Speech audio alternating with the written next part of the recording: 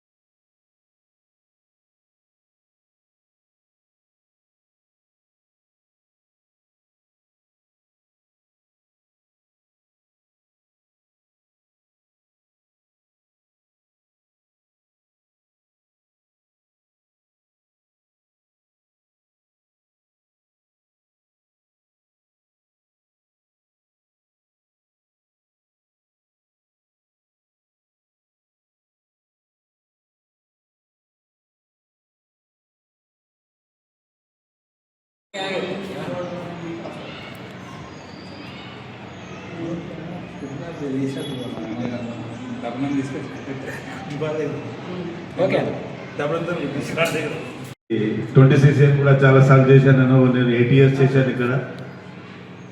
ఇప్పుడు అన్న సమక్షంలో కూడా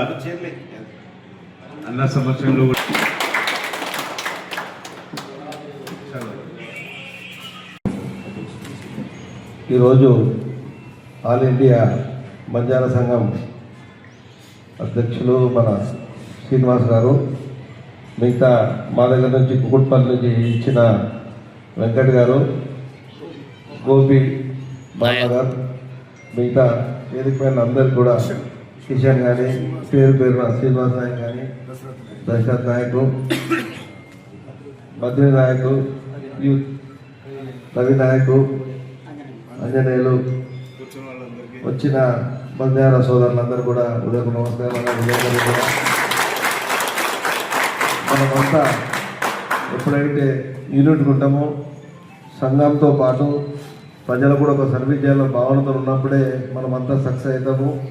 తప్పకుండా ఫస్ట్ బంజారా సోదరుల కుటుంబ సభ్యులను వాళ్ళందరినీ కాపాడుతూ మిగతా టైంలో ప్రజలకు కూడా మంచి సర్వీస్ చేయాలి. నేను కూడా మీకు అండగా ఎప్పుడు కూడా ఉంటాను. మీకు ఏసుంటి కష్ట సుఖాల్లో కానీ, ఏసుంటి సమస్యలు ఉన్నా కానీ ఆది నాటుకు వెంబడి ఉంటా. తప్పకుండా అందరం కలిసికట్టుగా సర్వీస్లో ముందుందాం.